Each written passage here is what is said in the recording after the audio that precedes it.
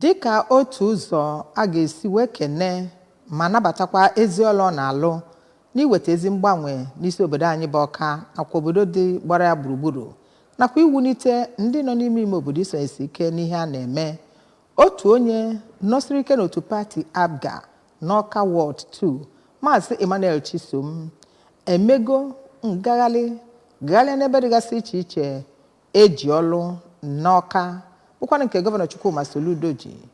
Maazị Chisom n'oge o mere ngagharị a ịfụ ka ọlụ si aga nwere afọ ojuju n'isi obodo anyị bụ Ọka bụ nke na-ezi ezi ọnọdụ maka na gọvanọ Soludo maka ọlụ dịgasị iche iche o ji n'Ọka nakwa gburugburu.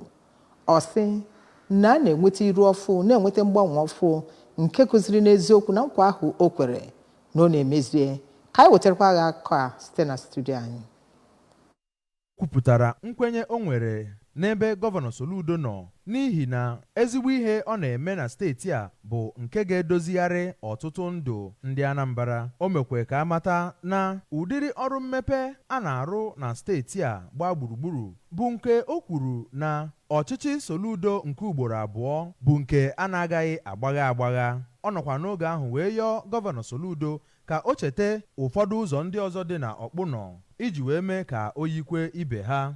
N'okwu ya, onye kanselọ na-afụ maka okpuru ọchịchị Ọka South bụ Maazị Solomon Nwoye nọrọ n'oge ahụ ọ na-akọwapụta uru ijikọ aka ọnụ nyegara gọọmenti nọ ugbu a bara na ndụ ndị Anambra. Kwupụtaziri mkpa ọ dị ka gọvanọ Soludo weta mmepe ga-emetụta ndị bi n'ọkpụnọ iji wee tie ha aka n'obi n'ezi ọchịchị ya. Ọ gwakwara ndị eji okwu ha agba izu na otu APGA ka a kwadochie amụma solution agenda ike n'ihi na ọrụ mmepe aka na-achị steeti a na-arụ na steeti a bụ nke bụ ọpụrụ iche. N'okwu ya, Maazị Christian Arinze nọrọ gwakwa gọọmenti steeti ka ha dododo gbasikwe mbọ ike ịfụ na ọrụ ụzọ ndị a na-alụ bụ nke a ga-alụcha n'oge na-adịghị anya.